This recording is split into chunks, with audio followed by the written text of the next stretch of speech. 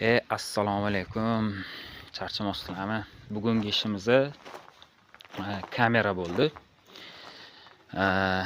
Bu yoqda hozir Xondoyli qishlog'idamiz. Soat kechqurun 1 bo'lib qoldi o'sha.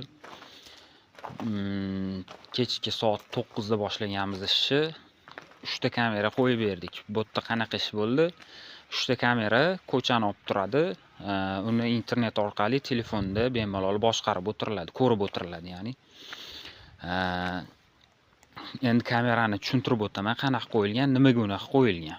Ko'rsanglar bo'ladi, burchagiga qo'yilgan, ikki tomonga qaratilib. Bittasi u yoq tomondan obzorini oladi, nimaga? U yoqda faqat odam keladigan tomon. Mashina o'tmaydi. Bu yoqqa mashina qo'yiladi. Odamlar kelganda bemalol mashinasini bu yoqqa qo'yib qo'yib, ichkarida dachada damini olsa bo'ladi. Ikkinchisi, bunisi bu yog'i oladi.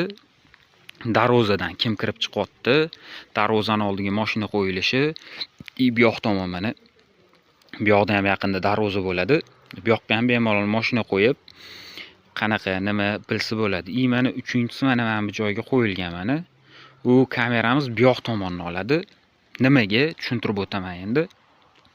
Bu kamera mana bu ikkita kamerani himoya qiladi. Mana bu yoqqa qarab turgan kamera uni himoya qiladi. Kameralar har doim bir-birini ko'rib turish kerak bo'ladi. Nimaga? Har xil vaziyat bo'ladi. Kamerani shunday orqasidan kelib sindirib ketsa bo'ladi.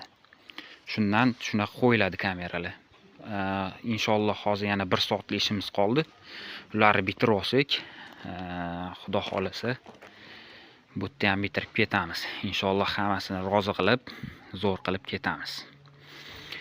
Biron bir fikringlar yoki taklifinglar bo'lsa, bemalol kommentariyalarda yozsanglar bo'ladi. Shunga qarab ish qilamiz biz. E'tiboringlarga rahmat.